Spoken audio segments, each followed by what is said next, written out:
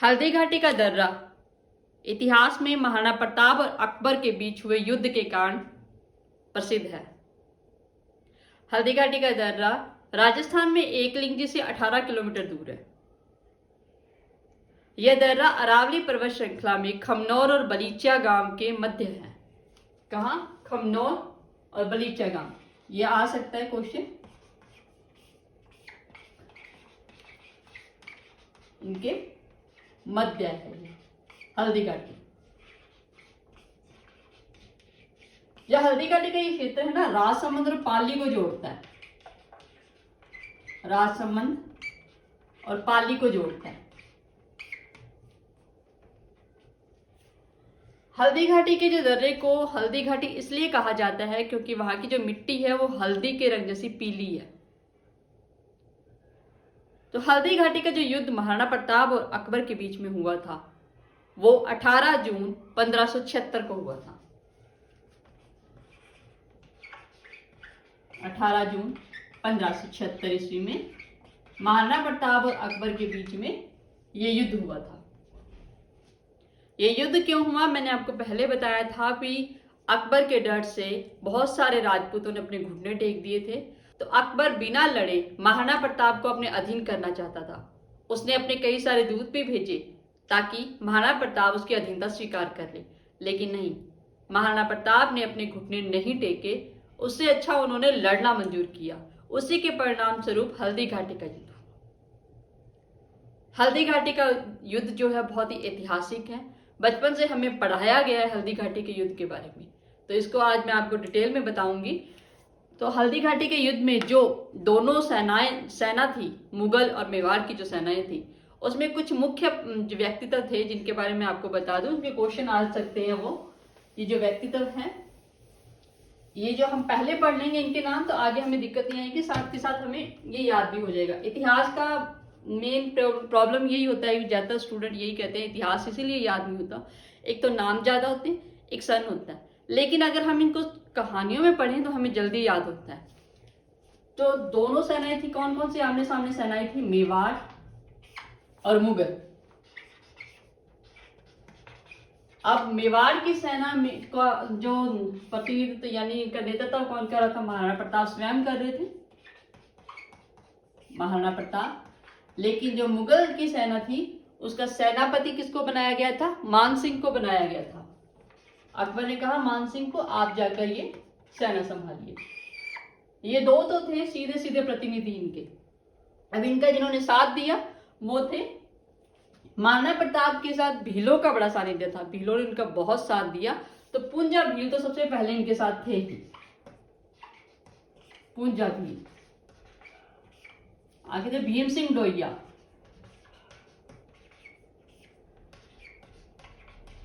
रामदास राठौड़,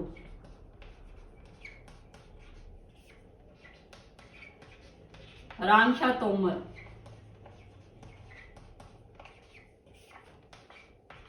ये ग्वालियर से थे रामशाह तोमर,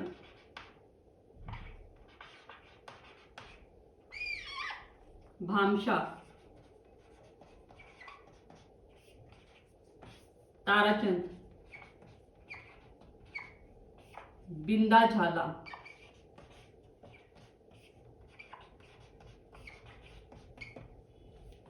महाराणा प्रताप की सेना में एक और व्यक्तित्व था जो अफगानी था, क्योंकि अफगानों के मुगलों के साथ थोड़ी खटास सी खार थी। तो वो जो अफगानी था ये इंपॉर्टेंट हो सकता है। कौन सा अफगानी था? हकीम खां सूरी। इन्होंने महाराणा प्रताप का साथ दिया। हकीम खां सूरी। ये तो थी मेवाड़ की सेना। अब मुगल की सेना में कौन कौन थे? मान सिंह, सैयद अहमद खान,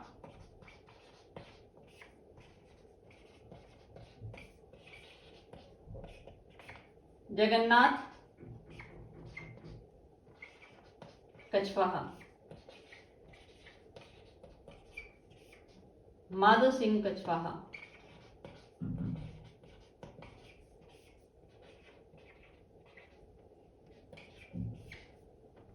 मुल्ला काजी खान, मेहतर खान, एक इनके और थे इनके जो सेना में बंदायूनी, इन्होंने ये युद्ध अपनी आंखों से देखा था और बाद में इन्होंने लिखा भी है। तो इनके जो इतिहासकार थे, वो जो इनके जो लेखक थे जिन्होंने आंखों देखा हाल लिखा था हल्दी घाटी का, वो थे बदायूनी। तो ये थी इनकी सेनाएं, सेनापति जो मुख्य प्रतिनिधि थे इनके दोनों सेनाओं की।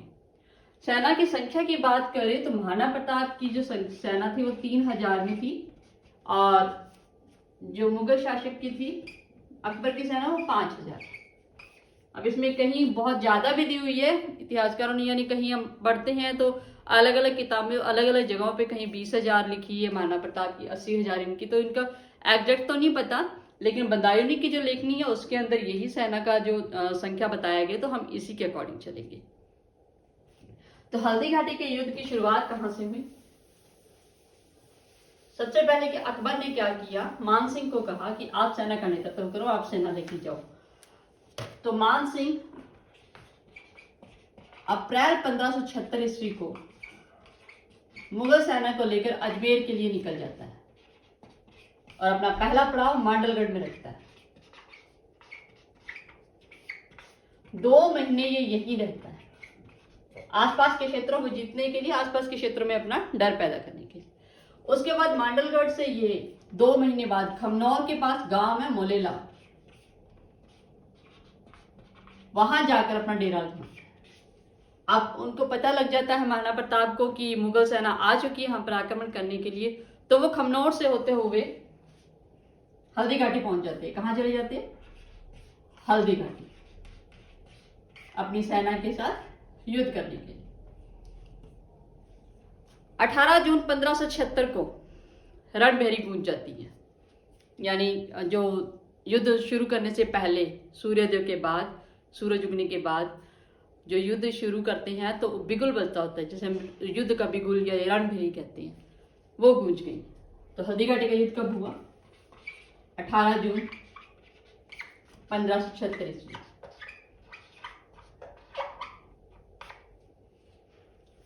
अब अलग अलग इतिहासकारों ने इस युद्ध को अलग अलग नाम दिए हैं। अबुल फजल ने इसे खमनौर का युद्ध कहा था। अबुल फजल ने इसे खमनौर का युद्ध कहा, जो खमनौर के आसपास था।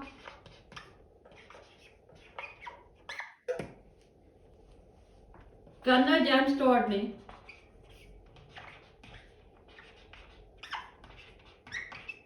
इसे मेवाड़ का थर्मोपल्ली कहा, मेवाड़ का थर्मोपल्ली। जबकि बदायूनी, जिसे मैंने कहा था इन्होंने आंखों देखा हाल देखा था उस युद्ध का, इन्होंने इसको गोगुंदा का युद्ध कहा, गोगुंदा का युद्ध कहा। ये अलग अलग इंपॉर्टेंट हो सकते हैं भी। अबुल फजल जिन जो प्रसिद्ध इतिहासकार है, उन्होंने हल्दी घाटी के युद्ध को क्या नाम दिया था, कर्नल जेम्स स्टुअर्ट ने क्या कहा था, बदायूनी ने क्या कहा था, ये अलग अलग क्वेश्चन बन सकते हैं।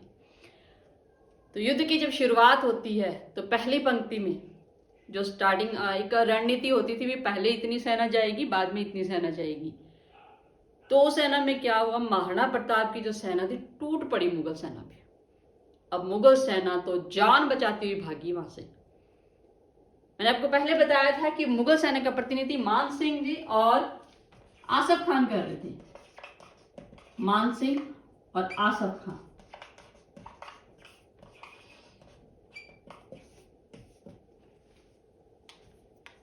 महाराणा प्रताप की सेना जिस तरीके से मुगल सेना पे टूट पड़ी थी, उस तरीके से तो मुगल सेना उल्टे पैर भागी वहां से। पहली पंक्ति की जितनी सेना थी वो भाग निकली, तो घबरा गए, ये क्या हो गया, ये कैसे आ गए, इतनी कम सेना इनकी है फिर भी इनको कोई डर नहीं है। बदायूनी ने खुद लिखा है कि वो किसी से डरते नहीं थे, जितनी मर्जी संख्या हो आ जाओ देख लेंगे। तो उस सेना ने, महाराणा प्रताप की सेना ने जो जोश उस समय दिखाया, उसे देखकर एक बार तो मान सिंह भी डर गया।